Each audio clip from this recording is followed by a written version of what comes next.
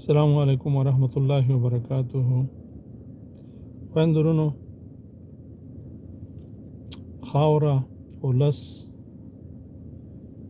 د هر څه ستاسو په مخ کې دی ګورئ چې څه روان دي.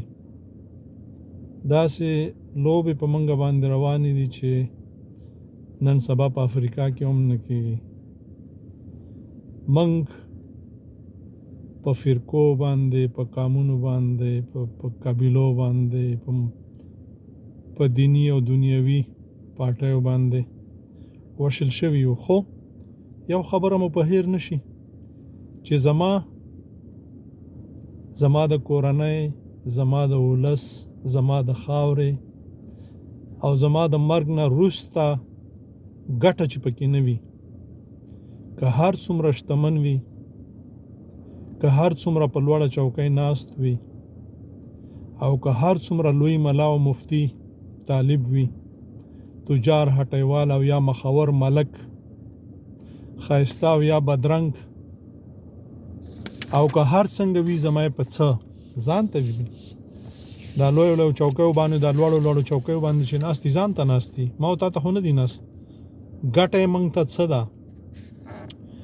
زما رور، زما خپل، زما ملګری، زما دوست، زما ولس، زما قام، زما ملا، زما مفتی، زما قاضي، زما طالب، زما مجاهد، زما جنرال، زما ساتونکی، زما مخور، زما ملک، زما سپینګیری، زما زوړ او زما ځوان خویندې او ورونه هغه دي چې د ما سره په غم کې شریک وي، چې ما سره په خوشحالۍ کې شریک وي، چې زما د قام، زما د ولس، زما د خاورې ګټې غواړي، چې د ما سره په غم کې یو ځای ناست وي او ما سره په خوشحالۍ کې هم یو ځای ناست وي.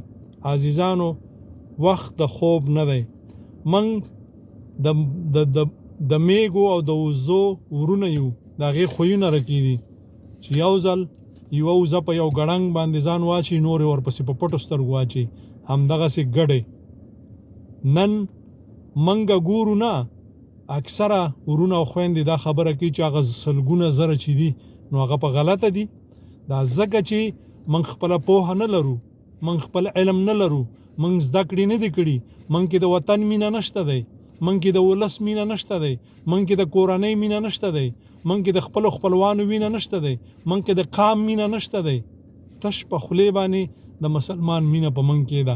دا رور د مسلمان نه دی، دا پلار د مسلمان نه دی، دا ترزوی د مسلمان نه دی، دا ګاونډي د مسلمان نه دی، دا قام د مسلمان نه دی، دا ملت د مسلمان نه دی، دا مدرسه د مسلمان نه ده، دا جماعت د مسلمان نه دی، دا حجره د مسلمان نه ده، دا بازارونه د مسلمان نه دي.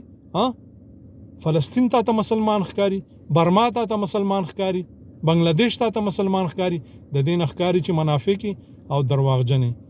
د هغو کس، د هغو خلکو ترخوا ودرېږئ، د هغو ځوانانو سپینګیرو مشرانو ترخوا ودرېږئ چې په هر غږ کې د تاسو سره ولاړي. دا نه چې مازی د اوټ لپاره راځي او زنده‌باد او مرده‌باد او مشهور او په کلونو کې نه ګوري. ځان ته به وي تا ته ډوډۍ رالیږي، ستا بچو ته کالي رالیږي، نه مازی طور ته ټیټ پاس کېږي چې اختر راشي ډېر د مبارک شه. دغه سپکاوی پرېږدئ، دغه ځانونه د غلامي ذهنیت ته فکر نه نور وباسئ. ما درته وویل چې زما هر څوک هغه دی چې د ما سره په غم او په ښادۍ کې او زما ملي ګټې ورسره شریکې وي، زما د ملي ګټو محافظ وي، ساتونکی وي. الله مخاد و آباد لره. دا چې ځانونه مو د ژوو د حیواناتو په څیر اچولي دي او چا پسې روان یو، دا مو خپله اشتباه ده، دا مو خپله غلطي ده او خدای پاک به د دې پوښتنه درنه کوي. الله مخاد و آباد لره. ژوندي اوسئ. السلام علیکم ورحمت الله وبرکاته. په یووالي کې مو د دنیا او د آخرت کامیابی او بریا ده.